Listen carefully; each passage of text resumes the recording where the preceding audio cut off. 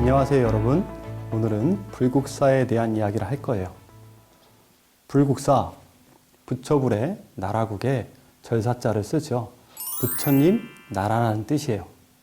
사찰을 만들고 난 다음에 신라 사람들이 부처님, 나라라는 이름을 부여했을 때는 어떤 생각을 했을까요? 일반적인 사찰에서는 쉽게 붙일 수 없는 이름이겠죠. 예를 들어서 고대에는 사찰 이름을 부여할 때는 불교 경전과 관련된 사찰, 화엄과 관련된 경전 사찰은 화엄사라는 사찰이 있고, 또는 부모님 은혜에 감사한다라는 감은사라는 이름을 붙이는 사찰들도 있고, 해인산매에 들었다라는 관련 내용과 관련해서 해인사라는 사찰명이 있죠. 그거에 비해서 불국사라는 사찰 이름은 너무 큰 것 같아요. 불국사를 만든 신라시대 사람들이 어느 정도 자신이 있었기 때문에 이렇게 큰 이름을 부여할 수가 있는 거예요. 자, 예를 들어서 우리가 미국이라는 나라를 한번 생각해 봅시다. 문제를 하나 내볼까요? 미국에서 가장 큰 쇼핑몰 이름이 뭔지 아세요? 바로 아메리카 몰이라고 하는 쇼핑몰이에요.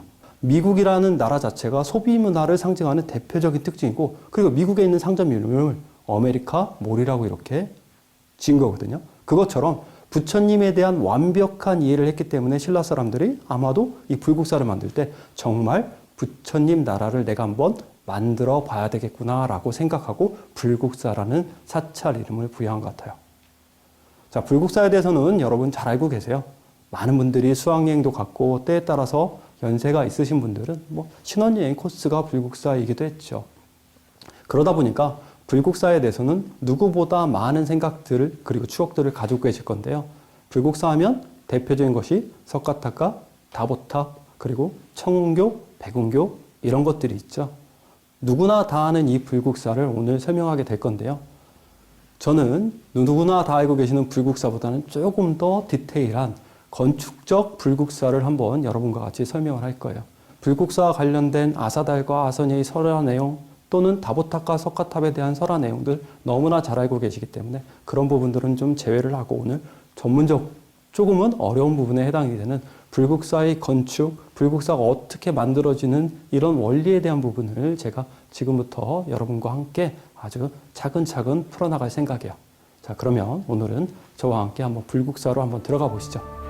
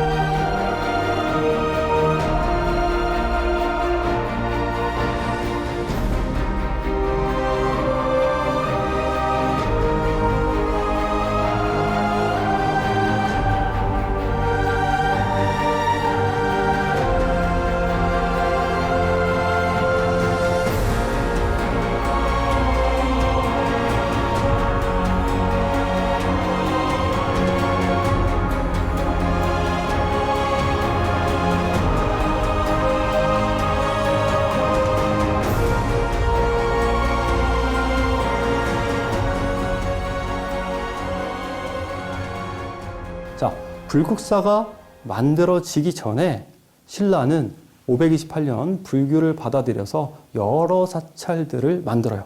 그냥 어느 날 갑자기 불국사가 이렇게 하늘에서 뚝 떨어진 게 아니에요. 또는 천재적인 작가 김대성이라는 사람에 의해서 만들어진 것도 아니에요. 일정 부분 신라가 오랜 기간 동안 사찰을 만들면서 각각의 건축들이 결합이 되고, 결합된 건축들이 한 200년 정도 지나서 불국사 만들고 석굴암 만들면서 정말 포텐 터지듯이 빵 터져가지고 전 세계적으로 내놓아도 손색이 없는 정말 멋진 사찰을 만들었다라고 보시면 되고, 그 역할을 주도적으로 했던 사람이 바로 김대성이라는 사람이라고 생각하시면 돼요. 자, 신라가 불국사를 만들기 이전에 불교를 받아들이고 처음 당시 수도 서라벌, 지금은 경주죠. 경주에 사찰들을 만들어요. 신라는 천년의 역사 동안 단 한 번도 수도를 이렇게 옮긴 적이 없어요. 그렇기 때문에 수도 대부분의 공간에 당시 이제 서라벌이라는 공간에 신라 사람들이 살고 있었어요. 근데 사찰은 좀 공간을 크게 만들어야 되잖아요. 그러다 보니까 큰 공간을 확보하기가 어려웠어요.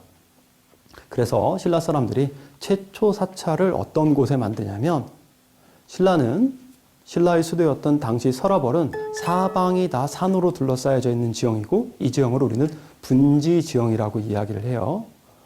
분지 지형 앞쪽으로 또 동서남북 물이 흐르고 있었어요. 그래서 동쪽을 흐르고 있는 천을 우리는 동천이라고 이야기를 하고 서쪽을 흐르고 있는 천을 우리는 서천이라고 이야기를 하고 남쪽을 흐르고 있는 남천이라고도 하지만 경주 사람들은 모기 문자를 써서 문천이라고도 이야기를 해요. 모기가 정말 많았었나 봐요. 그래서 남천 주변으로 이제 월성이 있고 신라에서 가장 중심이 되는 공간이에요. 중요한 거는 이렇게 사방으로 천들이 많다 보니까 이 천들이 여름에 비가 오면 사방으로 이제 물이 넘어서 결국은 홍수 피해가 발생을 하죠. 그래서 이 홍수 피해를 효과적으로 방지하기 위해서 강가 주변에 나무들을 이렇게 심기 시작해요. 그러니까 나무를 많이 심어놓으로써 홍수 피해를 줄이겠다라는 생각을 해요. 이걸 좀 더 쉽게 생각해 보면 만약에 강가 주변에 있는 이 나무들을 훼손하게 되면 신라의 당시 수도 서라벌에 상당히 많은 피해가 발생하는 거예요. 그래서 나라에서는 이곳에 나무들을 절대 베지 말라라는 관련 법들을 만들어요. 바로 이곳에 신라의 최초 사찰들을 만들어요. 흥륜사를 비롯해서 가장 초기에 만들어진 사찰들을 우리는 전불 칠처가람이라고 이야기를 하고 대부분 다 전불 칠처가람들이 이렇게 신라가 홍수를 방어하기 위한 목적으로 만들어놓은 숲에 조성이 돼요. 근데 신라는 이미 불교를 받아들일 때 당시 유행했던 불교가 아주 오랜 시간 동안 고구려라든지 백제에서 믿었던 불교를 좀 뒤늦게 공인했기 때문에 거의 완벽한 형태의 불교를 받아들이고 그리고 당시 가람배치라든지 이런 것들이 완비된 상태였어요. 그래서 처음 신라에서 불교를 받아들였을 때 만든 사찰은 정확한 기본적인 사찰의 배치 형태를 따라가요. 황룡사라든지 그리고 난 다음에 분황사 역시 가장 초창기에 만들어진 사찰이지만 상당한 규모를 자랑하고 있고 그리고 9층으로 된 높은 목탑을 만들었던 곳이에요. 대체로 신라가 초창기에 불교를 받아들여서 도시 한복판에 만들었던 사찰들을 우리는 평지가람사찰이라고 이야기할 수 있어요. 평지가람사찰의 가장 큰 특징은 가람배치 형태가 남쪽을 중심으로 남쪽부터 중문, 금당, 강당이 가는 일축의 배치 형태를 취하고 있다는 거죠. 그 안쪽에 탑을 2개를 놓기도 하고 하나를 놓기도 하지만 중요한 거는 신라의 평지가람이라고 이야기를 하면 중문, 금당, 강당 그리고 회랑이 돌아가는 구조라는 게 중요해요. 이 부분을 조금 인지해 주시고요. 그리고 난 다음에 신라가 시간이 지나면서 평지에 있던 사찰들이 점진적으로 이제 외곽으로 분산되기 시작하고 산으로 올라가요. 산에 만들어지는 사찰과 관련해서는 의상의 화엄 10찰과 관련된 내용이 가장 중요한 내용이 되겠죠. 그거와 함께 경주 왕경에서도 실제로 신라의 사찰들이 점점 산으로 이동하게 돼요. 그 중간 단계에 해당되는 사찰들이 어떤 사찰이냐면 바로 사천왕사지 그리고 난 다음에 가문사지, 망덕사지 정도가 신라의 사찰들이 산으로 가는 단계의 중간 정도에 나와요. 실제로는 산이라고 이야기를 하지만 구릉지에 가까운 지형이고요. 경주 낭산에 위치하는 사천왕사지와 망덕사지 같은 경우에는 그렇게 산이 높지가 않아요. 난산 자체가 나지막한 산이기 때문에 그 산에서 실제로 평지 사찰의 모습을 그대로 재현해서 한번 만들어 봐요. 어찌됐든 구릉지에서 지형을 평지가 아닌 구릉지에서 산지 사찰과 관련된 여러 가지 특징을 좀 구현하려고 노력을 했지만 실제로 사천왕사지, 망덕사지, 가문사지에서 만들어진 사찰의 모습은 구릉지임에도 불구하고 평지 사찰과 거의 동일하게 가요. 중앙에 금당을 만들고 그 앞쪽으로 중문을 만들고 중문 뒤쪽에 금당, 강당이 가는 배치 그리고 회랑이 돌아가는 배치 단 하나 평지 사찰과의 차이가 있다면 이곳이 산지 사찰이기 때문에 일정 부분 좀 높잖아요. 그래서 이 구릉의 높이를 좀 채우기 위해서 앞쪽에 조금 긴 또는 높은 진입축을 만들고 그 진입축 앞쪽에다가 높은 축대를 쌓아요. 근데 이런 축대들은 결국은 평지가람 사찰이 산지가람으로 생기면서 가장 큰 특징이기도 해요. 자, 구릉지 단계를 지나면 이제 신라가 본격적으로 산지가람 사찰을 만들어내요. 그런데 당시 신라 사람들이 평지에서 사찰을 만들고 구릉지까지는 평지가람의 모습을 좀 그대로 이렇게 재현해서 갔는데 산으로 막상 가서 사찰을 만들려고 하니까 생각보다 땅이 그렇게 넓지가 않은 거예요. 그래서 산이라고 이야기하면 경사가 이렇게 자연적으로 지어 있잖아요. 그래서 넓은 지형을 확보하기 위해서 그런 곳곳에 축대를 이렇게 쌓아서 기역자 형태로 축대를 쌓아서 좀 넓은 공간을 확보해요. 그래도 너무 평지가람처럼 큰 공간을 확보하기 어려웠기 때문에 그 공간을 조금 더 확보하기 위해서 이렇게 단을 2개, 3개 두기도 해요. 그래서 평지가람 사찰이 산지가람으로 가면서 나오는 가장 대표적인 변화가 가람 사찰 바로 앞쪽에 대형 축단을 조성한다는 거예요. 그러면 대형 축대를 조성하면 부석사 같은 경우에는 대형 축대가 자연석을 이용해서 이렇게 조성해서 올라가고 있고, 그리고 또 부석사 이에 영암사지라는 사지가 있는데요.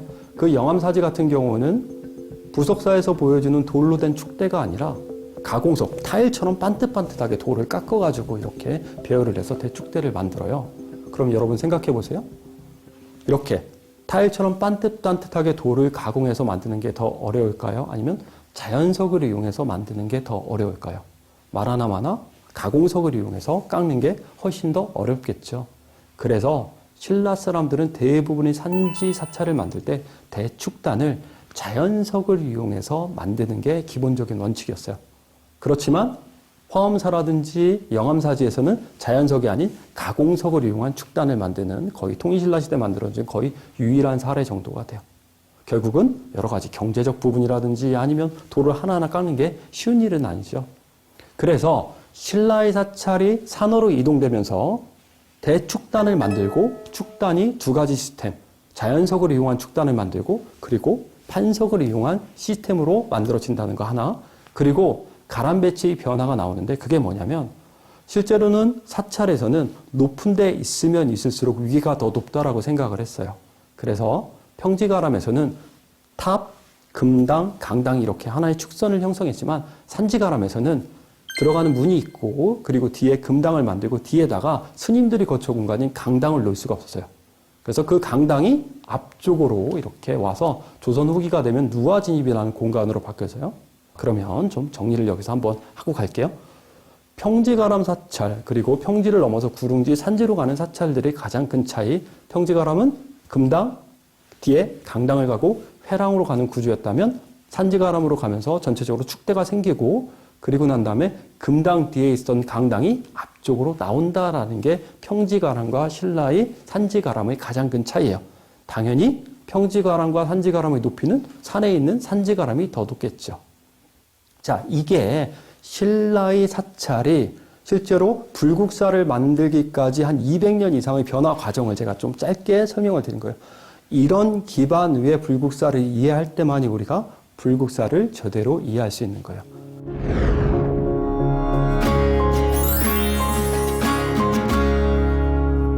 자, 불국사는 산지에 있는 산지사찰이에요. 그렇기 때문에 뭐가 필요하죠? 대축대가 필요하죠. 그런데 불국사에서는 대축대 플러스 알파 또 하나의 파격적인 변신을 꾀해요. 그게 뭐냐면 기존에 우리가 신라 평지에서 만들어진 사찰, 구릉지 사찰 같은 경우는 하나의 영역성을 부여해서 하나의 축선을 가지고 들어갔지만 불국사에 가보신 분은 잘 알겠지만 불국사는 2개의 영역성, 2개의 축선을 가지고 있어요. 대웅전을 중심으로 한 영역과 극락전을 중심으로 한 영역, 이렇게 2개의 영역이 등장해요. 재밌는 사실은 대웅전 영역이 좀 더 높고 극락전 영역이 단이 낮아요. 그렇게 본다면 대웅전 영역과 극락전 영역에 각각의 영역성에 맞는 사찰 가람 배치를 추구하면 대웅전 영역이 높기 때문에 당연히 산지 가람 배치, 그러니까 아까 산지 가람 배치를 얘기할 때 제가 뭐라고 설명드렸냐면 금당 뒤에 강당이 없는 구조라고 설명을 드렸고, 그리고 난 다음에 평지 가람은 금당 뒤에 강당이 있는 구조라고 이야기를 했어요. 그렇게 된다면 불국사는 당연히 대웅전 영역이 높기 때문에 그곳에 산지가람의 형태를 유지를 해야 되고 극락전 영역이 낮기 때문에 그곳에 평지가람의 모습을 표현해야 되지만 불국사에서는 반대로 표현이 돼요. 산지가람의 모습을 낮은 극락전 영역에 표현해내고 그리고 평지가람의 모습을 높은 대웅전 영역에 표현을 해요. 가람 자체가 산지가람과 평지가람을 절묘하게 조화하고 있는데 그거를 반대로 표현하는 게 불국사의 전체적인 가람 배치에서 가장 큰 특징이라고 생각하시면 돼요. 자, 그러면 불국사가 어느 정도 가람 배치 그리고 여러 가지 건축 기법에서 우수했는지에 대한 부분을 제가 지금부터 조금 더 디테일한 모습으로 설명을 드려보도록 할게요. 자, 아까 대축단에 대해서 제가 설명을 드렸어요. 병지 사찰이 산지로 가기 위해서는 대축단이 필요했고 대형 축단을 만드는 데 있어서 자연석을 이용하기도 하고 또는 가공석을 이용하기도 한다라고 말씀을 드렸어요. 그런데 불국사는 자연석을 이용한 것 플러스 알파 또 가공석을 위에다 올려놓는 이런 파격적인 선택을 해요. 자연석과 가공석을 별도로 따로따로 쓰는 사찰은 있어도 자연석 플러스 가공석을 한꺼번에 이용해서 기단을 높게 만든 경우는 유일무이하게 대한민국에 있는 불국사가 거의 최초의 사례이고 전 세계적으로 봤을 때도 그렇게 기단을 만드는 나라는 없어요.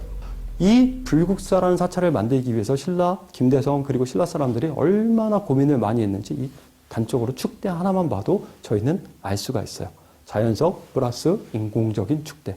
더욱더 놀라운 사실은 자연석과 인공적인 축대를 같이 혼합을 해놨는데 우리가 봤을 때는 전혀 이질적이지 않는다는 거예요.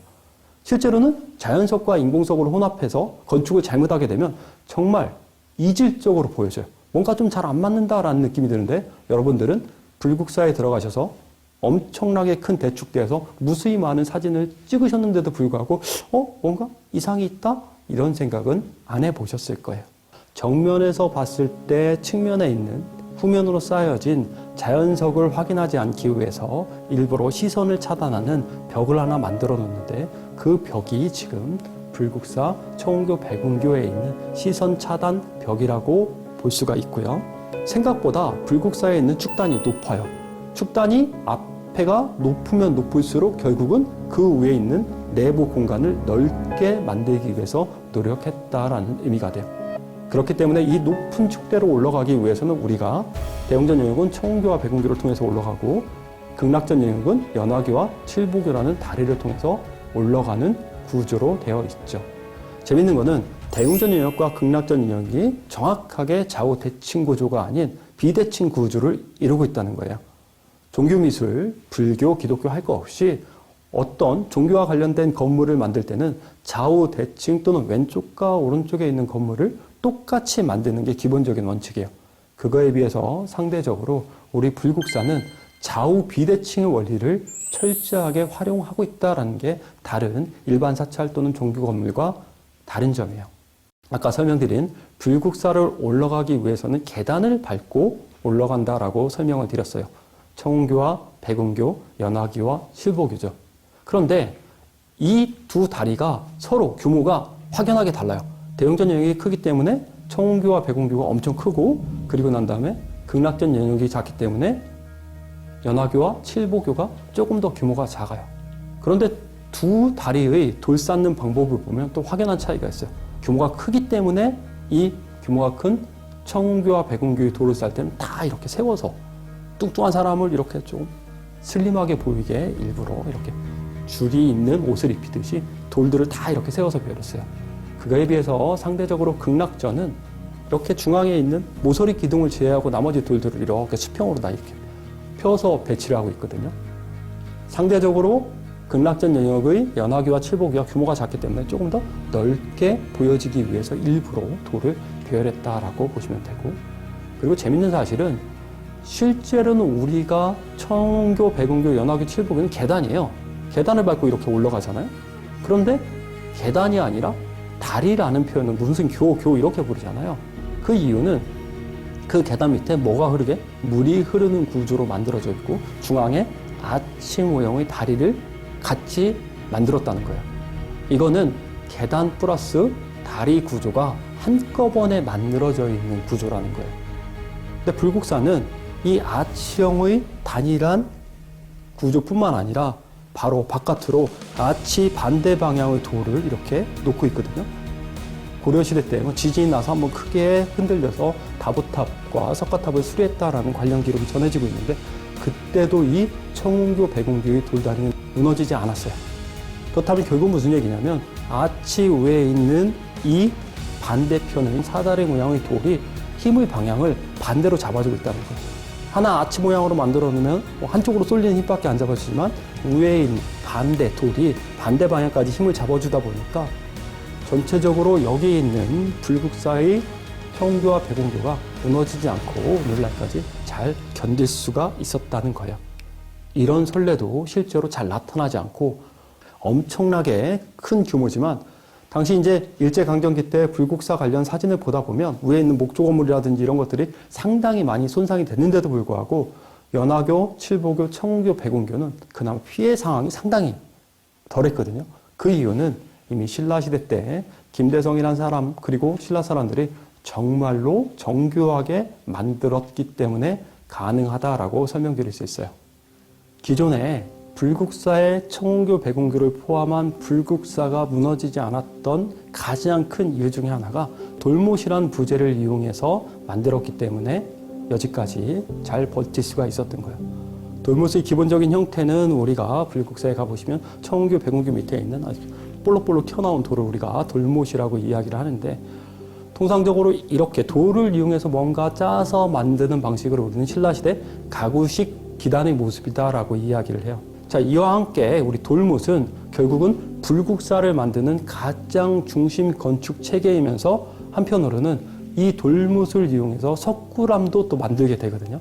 그러니까 불국사 이꼴 석굴암, 당시 신라시대 최대의 건축물이라고 하는 이 불국사와 석굴암을 돌못을 이용한 건축 체계로 갔다라는 부분이 상당히 중요한 의미가 있어요. 네, 불국사의 세부적인 모습에서 가장 악권은 불국사를 표현함에 있어서 돌을 이용해서 목조 부재를 만들어냈다는 거예요. 예를 들어서 청운교, 백운교 밑에 다리 난간 부분을 보면 난간 밑에 이렇게 목조 건물의 석가래처럼 돌을 이용해서 앞쪽으로 이렇게 쭉 튀어나온 구조를 볼 수가 있고 그 위에 천정 모습을 보면 팔짝지붕의 기와골처럼 이렇게 기와가 있는 하늘로 올라가는 처마의 모습들을 돌을 이용해서 철저하게 표현하고 있어요. 다른 사찰 같은 경우는 산 쪽에서 만들어지는 사찰은 배수로 시설을 완비하고 있는데 그런 배수로 시설의 끝부분을 안 보이게 일부러 다 감춰놓는 시스템을 가지고 있어요. 근데 불국사는 정말로 어떤 생각을 했는지 잘 알 수는 없지만 바로 범종로 앞쪽에다가 물이 나가는 배수로 시설을 만들어 놓는데 그 배수로 시설을 당시 어떤 이름으로 불러야 될지 정확하게 기록이 없어서 알 수는 없지만 우리가 화성의계라는 책에 보면 당시 성을 쌓는 데 있어서 배수로를 성루조로 불렀다라고 이야기를 해요. 그래서 그 이름을 따와서 불국사에도 마찬가지로 이렇게 도성을 쌓을 때 나오는 성루조를 가지고 있는데 그 성루조의 세부적인 모습들을 보면 정말 놀라워요. 큰 돌을 이용해서 사각형의 돌을 이용해서 쌓고 그 앞쪽으로 팔각형 그리고 팔각형 앞쪽으로 다시 이렇게 몰딩을 주고 몰딩 바깥으로 돌대를 둬서 통상적으로 신라시대 만들어지는 성루조가 불국사를 제외하고 몇 군데 사찰에서 더 발견되고 있지만 불국사 성루조만큼 디테일하고 아름답게 만들어진 성루조는 찾아볼 수 없을 정도로 정말 멋진 성루조다라고 설명드릴 수 있고 이 성루조 자체만으로도 불국사에서 별도의 보물로 지정이 돼도 손색이 없다라고 설명드릴 수 있어요.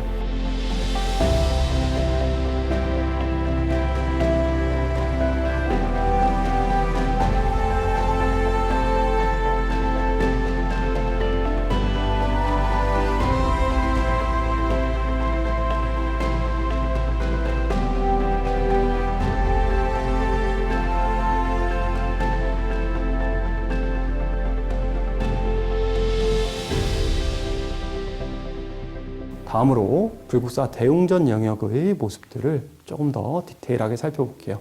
불국사는 대웅전의 앞에 자문이란 문이 있고 자문 왼쪽에 자경루 그리고 오른쪽에 범종루란 누각이 있어요.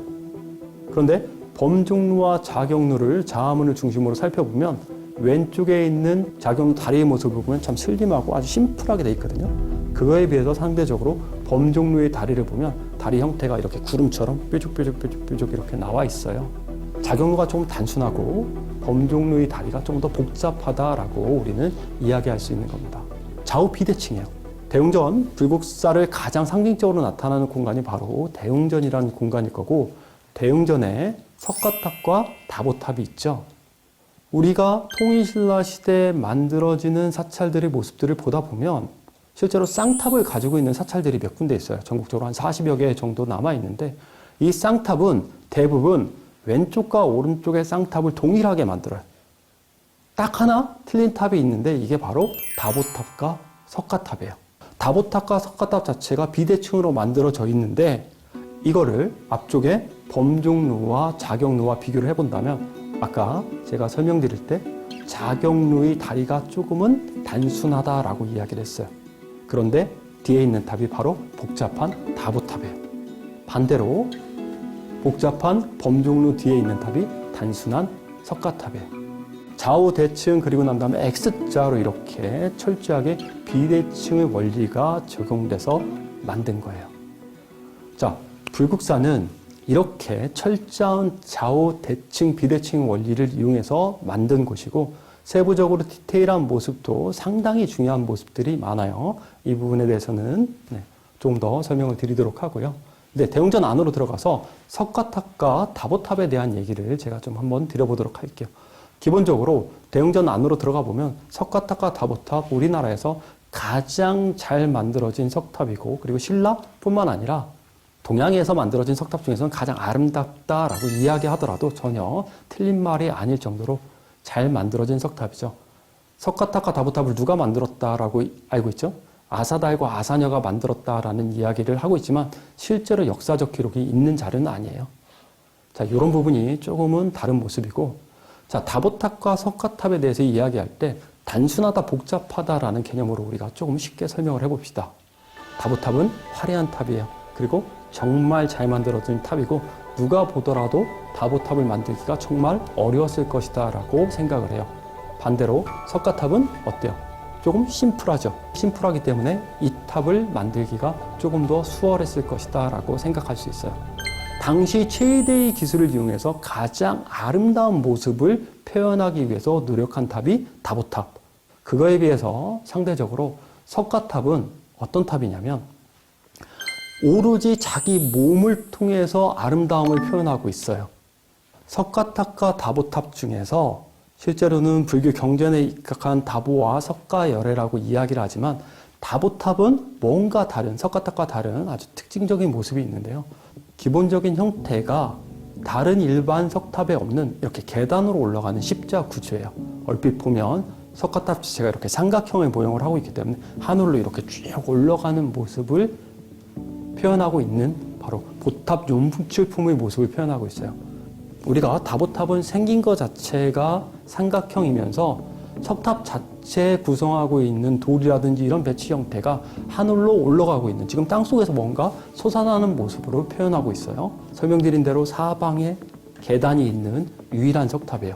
그래서 계단을 통해서 안쪽으로 점점 모아지고 옛날에 신라 사람들이 생각할 때는 땅은 네모랗고 하늘은 동그랗다라고 생각을 했어요.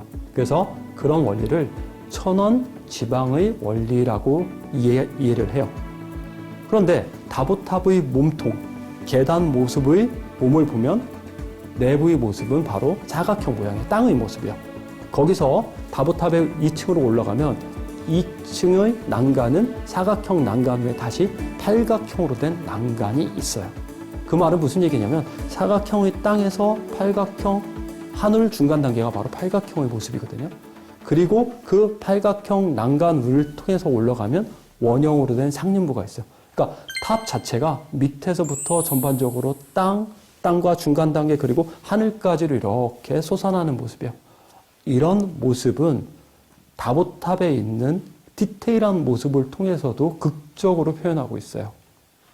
자, 예를 들어서 아까 설명드린 대로 다보탑은 사방으로 이렇게 올라가는 계단이 있다라고 설명을 드렸어요.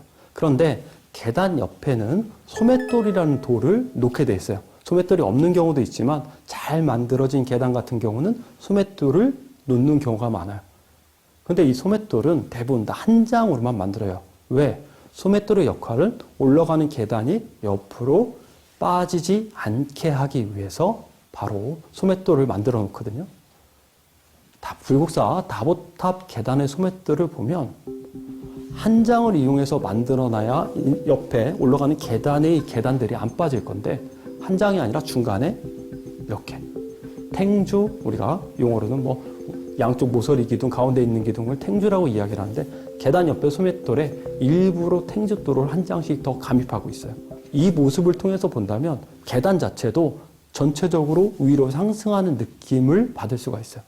그러면 계단 옆에 소맷돌에 이렇게 일자형 탱주를 감입하는 경우가 불국사 다보탑 위에 다른 석탑에 있을까요? 없어요. 신라시대에 만들어진 많은 사찰이 금당의 소맷돌이 있는데 있을까요? 없어요.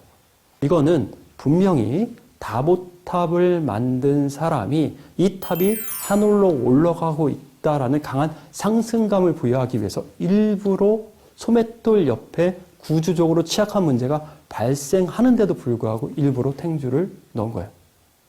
조금 더 디테일하게 설명을 드리자면 전체적으로 십자 모양의 계단을 놓고 십자, 그리고 난 다음에 계단 위에 십자 위에 사각형의 몸체, 사각형 위에 팔각형의 2층 몸체, 2층 위에 동그란 원형의 상륜부 모형을 구도적으로 도형적으로 이렇게 표현하고 있어요. 이거 자체가 벌써 강한 상승감. 그러니까 우리가 불교 경전에서 나오는 보탑이 땅속에서 상승하고 있는 모습을 아주 극적으로 만들어 놓고 격조 높은, 그러니까 땅속에서 솟아나는 모습을 정말 잘 표현하고 있는 탑이 다보탑이다라고 설명드릴 수 있고, 세부적인 여러 장식의 모습 자체는 디테일한 모습은 정말로 잘 표현되어 있어요. 자, 반대로 석가탑을 한번 가봅시다. 석가탑은 실제로는 다보탑의 기본적인 원리와 거의 비슷해요. 근데 우리가 다보탑과 석가탑을 보면 에이 뭐 많이 다른데 선생님 왜 그거를 그렇게 설명하세요? 하지만 우리가 다보탑에 있는 난간, 그리고 난 다음에 계단을 이렇게 1층에 있는 계단을 띄워버리면 다보탑의 구조와 좀 비슷한 구조가 나타나요. 석가탑은 전체적인 비율이 석가탑 1층 몸돌이 가장 크고 2층, 3층을 이렇게 합하면 1층 몸돌과 거의 구조적으로 좀 동일한 비율을 유지하고 있어요. 이게 우리가 봤을 때 석탑의 체감 비율로 봤을 때 가장 이상적으로 완벽한, 우리가 좀 아름다운 사람들을 팔등신이라고 이야기를 하고 정말 몸매가 좋은 사람들을 뭐 이렇게 등신이 높다라고 이야기를 하는데, 바로 석가탑이 전체적인 탑의 체감 비율로 봤을 때는 신라의 8등신 미인에 해당이 되는 탑이 바로 석가탑이죠. 이 석가탑은 우리에게 역사적 사실을 몇 가지 전해줬죠. 그 중에 하나가 너무도 유명한 석가탑의 도굴, 석가탑 내부에 모시고 있는 사리기를 도굴했던 사건이 있었는데, 원래 실제로 다른 통일신라시대 석탑은 사리기를 3층 또는 1층에다 넣어놨는데, 이 석탑은 도굴이 안 되려고 했는지는 모르겠지만 2층에 사리기를 넣어놓고 있어서 도굴이 안 된 아주 중요한 탑이었죠. 그때 함께 출토된 석가탑 사리기와 관련된 많은 유물들이 나왔었는데, 최근에 그 유물 중에서 백지로 된 여러 가지 묵서들이 확인이 되고 관련된 기록들이 확인이 됐습니다. 그때 나온 기록에 어떤 내용이 있었냐면, 이 불국사와 석가탑이 실제로 고려시대 때 11세기 정도의 지진에 의해서 엄청나게 많이 훼손이 됐고, 당시는 석가탑과 다보탑이라는 이름으로 불린 게 아니라 서석탑, 무구정탑 이 정도로의 이름으로 불려졌다라고 이야기를 해요. 그러니까 우리가 알고 있는 석가탑과 다보탑이란 개념이 신라시대 때 불려졌다가 고려시대에 안 불려지고 다시 조선시대에 불려졌는지는 확신할 수는 없지만, 석가탑에서 나온 그 문서 내용을 통해서 본다면 고려시대는 최소한 석가탑과 다보탑 이름으로 불리지 않았다라는 게 중요하고, 또 실제로 지진이 나서 석가탑이 무너질 정도로 이렇게 많이 기울어졌다라고 이야기를 하고 있어요. 그만큼 석가탑이란 탑이 한번 이제 균형적으로는 상당히 잘 만들어진 탑이지만, 당시 경주를 휩쓸었던 지진이 어느 정도 강도의 지진이었는지를 우리는 미루어 짐작할 수 있어요. 그 이후에 경주에 최근에도 또 지진이 나서 경주의 땅이 많이 흔들리고 있지만, 실제로 고려 11세기에 석가탑과 다보탑과 관련된 중수 이해에는 석탑을 중수했다라는 관련 기록이 전해지지 않는 걸로 봤을 때는 고려시대 때 지진이 좀 심한 정도였고, 이후에는 지금까지 잘 견뎠다라고 보시면 돼요.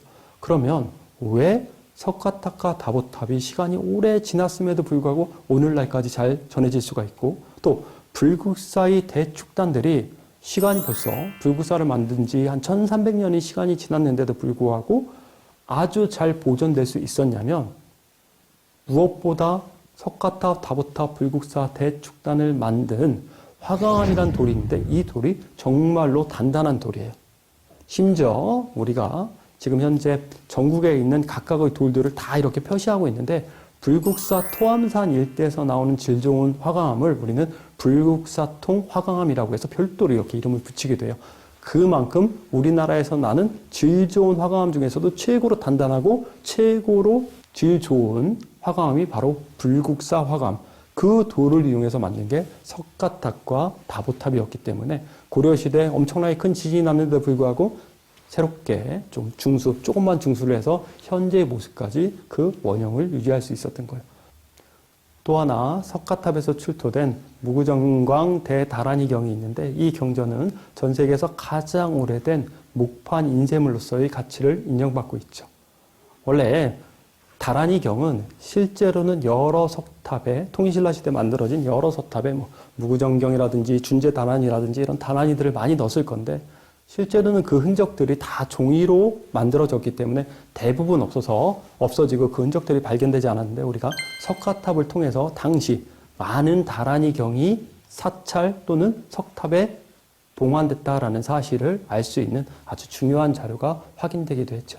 이처럼 불국사에서는 석가탑과 다보탑이 상당히 중요한 의미가 있고 그리고 건축적으로도 다양한 해석이 가능한 탑이 돼요.